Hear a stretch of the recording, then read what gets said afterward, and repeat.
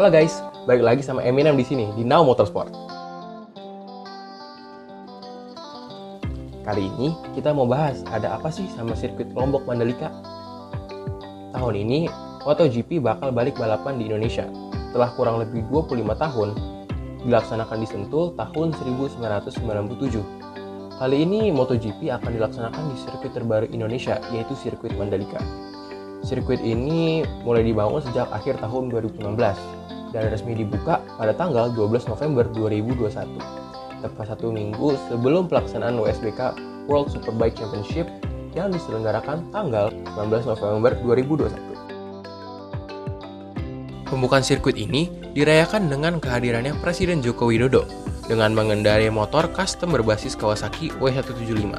Dan beliau keliling sirkuit Mandalika sekitar 1 minggu sebelum pelaksanaannya WSBK World Superbike Championship, yaitu tanggal 12 November 2021. Pembangunan sirkuit Mandalika bisa dibilang cukup cepat jika dibandingkan dengan pembangunan sirkuit internasional lainnya di Asia Tenggara. Tetapi jika dibandingkan dengan sirkuit besar lainnya, pembangunan Mandalika yang memakan waktu kurang lebih 2 tahun bisa dikatakan cukup lama.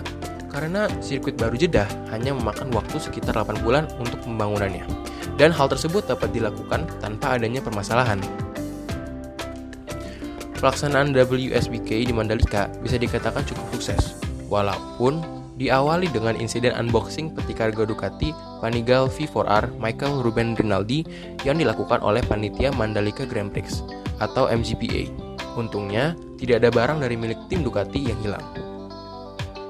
Walaupun begitu, sebenarnya permasalahan yang ada bukan pembongkaran kargonya, tetapi adalah orang yang merekam dan menyebarkannya ke media sosial.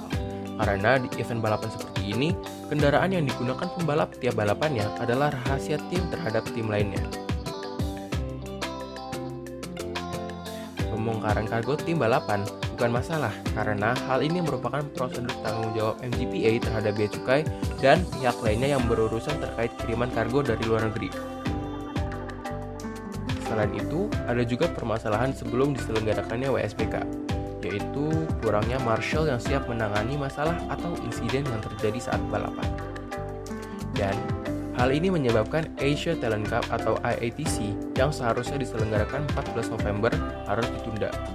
Pada akhirnya, pengelola sirkuit Mandalika mendapat bantuan dari pengelola sirkuit Sentul yang bisa dibilang lebih berpengalaman.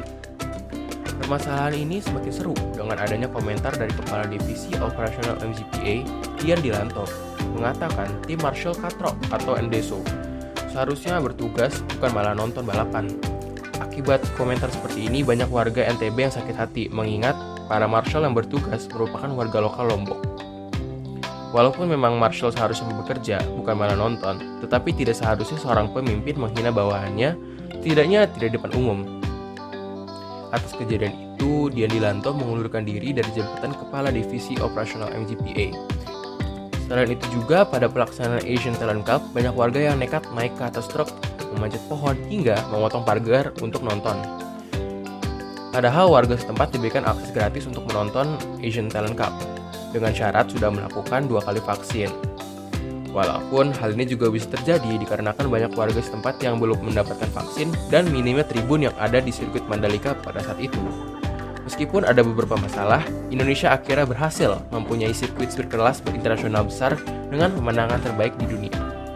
4 bulan setelah terakhir kalinya ada balapan internasional di Mandalika, di bulan Februari ini Mandalika menjadi tempat pre-season testing kedua setelah tes di Sepang, Malaysia 1 minggu sebelumnya. Dan seperti biasa, sudah banyak netizen Malaysia dan Indonesia yang mengadu-ngadu kehebatan sirkuit dari negaranya masing-masing. Mulai dari adu mahal-mahalan biaya pembangunan sampai pajang-pajangan trek. Really, nigga? Di momen-momen pertama, kalinya ada motor MotoGP yang gas di Mandalika. Muncul lagi masalah-masalah baru, mulai dari aspal berteknologi hebat sama seperti aspal yang menggunakan Silverstone Inggris, yaitu Stone Mastic Asphalt atau SMA, yang katanya kuat melapisi struktur lapisan permukaan dengan prinsip stone by stone. Kini aspal tersebut sudah banyak yang pecah, kotor, dan adanya genangan air, mengakibatkan Mandalika licin dan disebut sebagai sirkuit motocross. Pada masalah kelicinan trek, bisa disebabkan minimnya event balapan yang diselenggarakan setelah event WSBK. Hal ini bisa diperbaiki dengan lebih banyak mengadakan ajang balapan. Walaupun berbeda penyebab, di China Track juga pernah terjadi di Istanbul Grand Prix F1 pada tahun 2020. Penyelenggara Turki memberi solusi dengan menyewa beberapa mobil rental yang dikendarai mengelilingi sirkuit di malam sebelum balapan F1 dilaksanakan. Kali China Track di Turki juga disebabkan karena minimnya event balapan yang ada, ditambah juga dengan suhu iklim dan cuaca yang sangat dingin di Istanbul. Bukan karena banyaknya proses pembangunan seperti tribun VIP yang ada di sirkuit Mandalika, karena adanya kekhawatiran keselamatan pembalap untuk diadakannya MotoGP Maret mendatang. Penyelenggara Mandalika mengatasi masalah dengan mengaspal ulang beberapa bagian trek yang licin. Walaupun ada banyaknya masalah di sirkuit Mandalika, bukan berarti kita sebagai masyarakat Indonesia harus membeli sirkuit yang satu ini. Tapi ingat, hal ini juga berlaku untuk proyek megah lainnya seperti Formula E, Stadion Baru JIS Jakarta, Stadion Baru Banten, dan proyek lainnya. Kita harus selalu dukung, karena semua itu akan sangat membanggakan Indonesia ke depannya. Saya Eminem mewakili tim F1 yang Motorsport, izin hilang untuk kuliah lagi. Thanks for watching, don't forget to like, comment, and subscribe. Bye!